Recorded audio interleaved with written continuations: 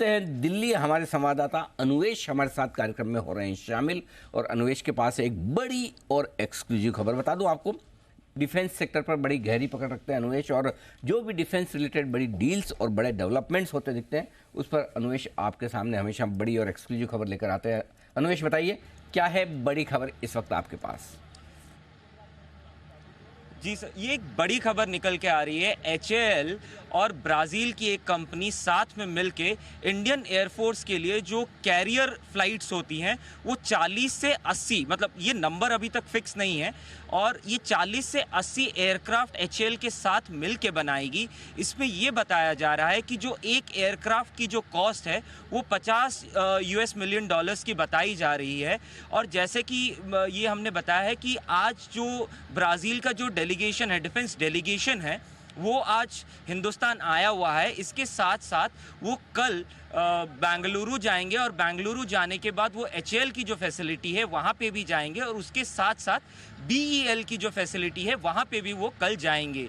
जो ऑलरेडी हम ये बताना चाहेंगे कि हमारे जो इंडियन एयरफोर्स है उसने एक RIF इशू किया था, जिसमें उसने ये बताया था कि उनको एक मिड वेट एयरक्राफ्ट की ज़रूरत है जो कार्गोज़ या लोगों को एक जगह से दूसरी जगह कैरी कर सके।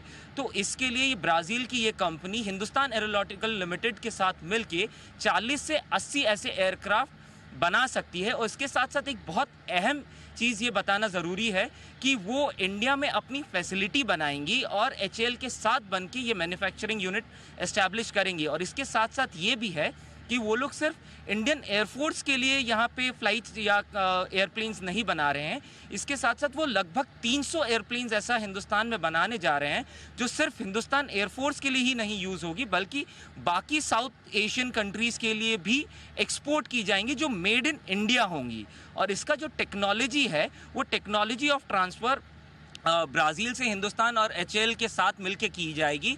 और इसमें ये सबसे ज़रूरी बात है कि ये जो टेक्नोलॉजी के साथ साथ ये जो एयरक्राफ्ट यहाँ पे बनाई जाएंगी उसमें जो भी इक्विपमेंट्स है वो टोटली मेक इन इंडिया होंगी।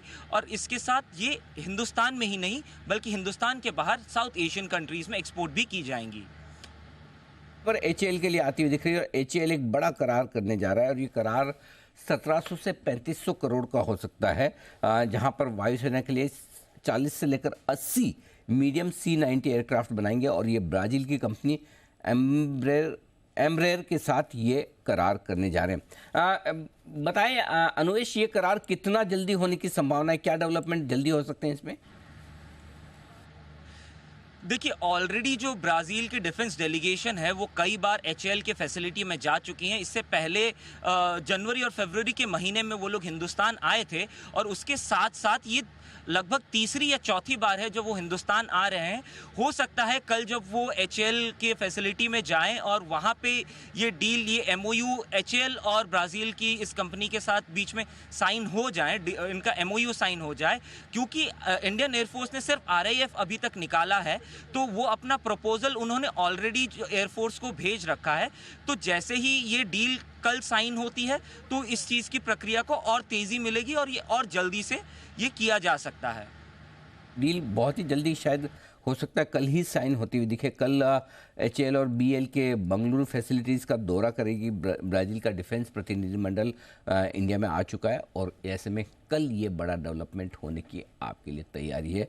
1700 करोड़ से लेकर 3400 करोड़ डिपेंड इस बात पर करता है कि कितने एयरक्राफ्ट की डील होती है। 40 एयरक्राफ्ट की डील होगी तो 1700 करोड़ के आसपास की होगी, और 80 की होगी तो 3500 करोड़ के आसपास की होगी।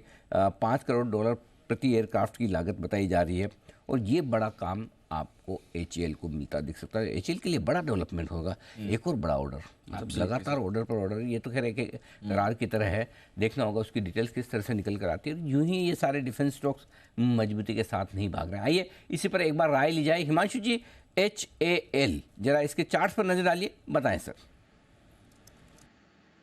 Good afternoon to you Anil ji. Anil ji, देखिए लगातार आउट परफॉर्मेंस रही है पर्टिकुलरली स्टॉक में, इस पूरे स्पेस में। और मुझे लगता है कि पिछले 3 दिनों में एक नया ऑल टाइम हाई बनाने के बाद स्टॉक एक अच्छे सपोर्ट के आसपास है। मेरा मानना है कि 3870 3880 ये काफी अच्छा सपोर्ट जोन है, जिन लेवल से आज भी यहाँ पर खरीदारी देखने को मिली है। तो मुझे लगता है कि तेजी की पोजीशंस यहाँ पर जिनके पास है होल्ड की जा सकती हैं, फ्रेश बाइंग भी इन लेवल्स पे की जा सकती है। शॉर्ट टर्म के लिहाज से यहाँ पर स्टॉप लॉस रहेगा 3840 3850 का, और पोजिशनली अगर थोड़ा सा लंबा नजरिया है तो जब तक स्टॉक 3800 के ऊपर टिका हुआ है, ऑफ कोर्स यहाँ पर हर गिरावट पे खरीदारी करके चलने की ही सलाह है। ओके, तो ये है आपके लिए HAL, हर गिरावट पर खरीदारी करने की सलाह है। वैसे भी काफी समय से अच्छा परफॉर्म कर ही रहा है।